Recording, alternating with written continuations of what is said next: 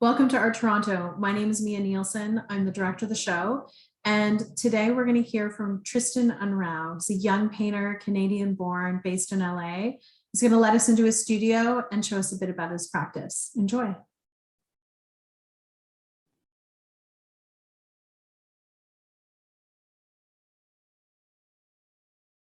When I think of painting, I view it as entering a space of cliche and also possibility, and that I enter the painting precisely because I know what I want to do, but not how to do it. And then um, the way through that paradox is through the making of something, through the brushwork and the choosing of materials and pigments. Um, I view my practice maybe as a meditation on what it means to produce painting. Um, there's no concerted project. There's just the practice.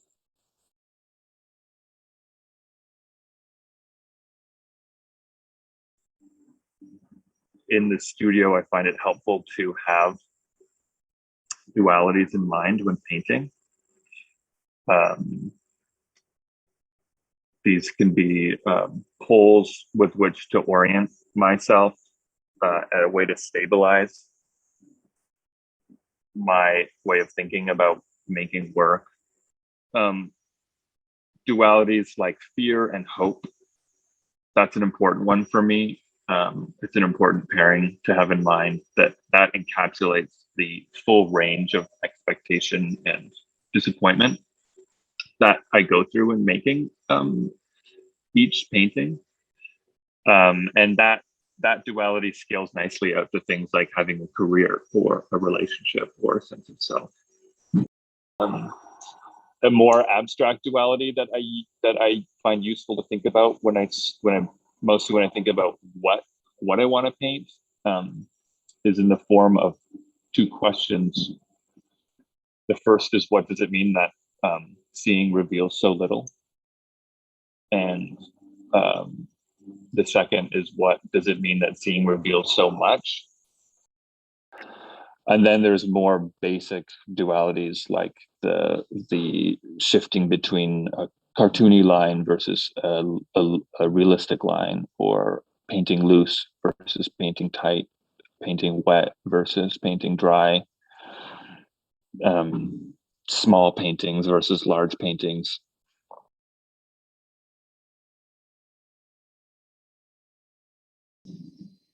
I can show you what I'm working on.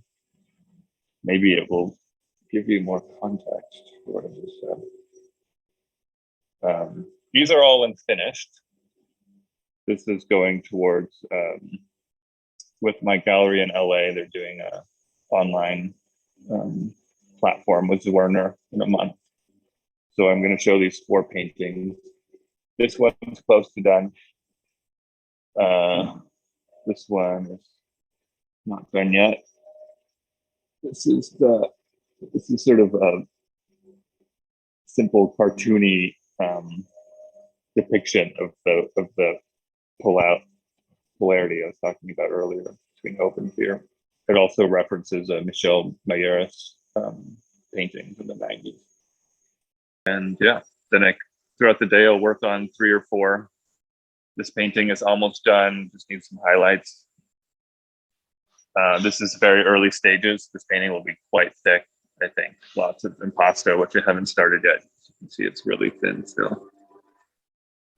This one, I'm not sure where this will go. Either I'll make it a little more loose, less like academic, or I might go tighter. We'll see. I love these tables. These are like hospital bed tables that telescope up and down. And I mix my colors here, which gets quite messy. This is amazing. I use this almost exclusively as a medium McGill. And then I bring them over and mainly use the iPad as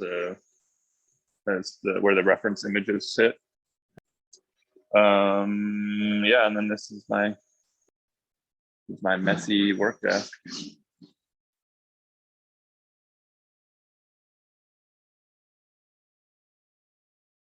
I was born in Toronto, and then like 4 or 5 months after I was born, my family moved to Milan. So I grew up in Milan till I was 7, and then we moved back to BC. So I guess in that way, I also don't necessarily feel I don't feel a huge sense of connection to the terra firma of Canada. Yeah, what else can yeah, it's sort of like wherever I am, that's my that's the geography that's affecting who I am. I moved from Canada 7 years ago now to do my MFA at UCLA, and it's stuck around LA ever since. So I don't know how to place my Canadian identity. I'm suspicious of tying identity to a nation state, but I also feel like a citizen of Canada still. I go back every summer to the coast, to Vancouver, and then I feel, and then I remember what it is that's so nice about that country and that Vancouver specifically, and that always produces some nostalgia for Canada, or some appreciation for the landscape of Canada. My community of friends in Vancouver, which I think I'm most impacted in the way I think about my work from them, just because of the fact that I went to undergrad in Vancouver and essentially formed my understanding of what I think is important about making art with those people. And the art community in LA is a lot less influence on how I think about what makes interesting art. That said, I love the community here. It's much more diverse in its approach to thinking about what is good. Much more, I think, just because the size of the city, it supports a lot of different ways of understanding what art can be. But Vancouver, I feel much more closely aligned with that community about how they create work. The collector base in LA and the size and population of the city make it so that it can support many more artists. So that, just very practically speaking, more people, more collectors, more galleries is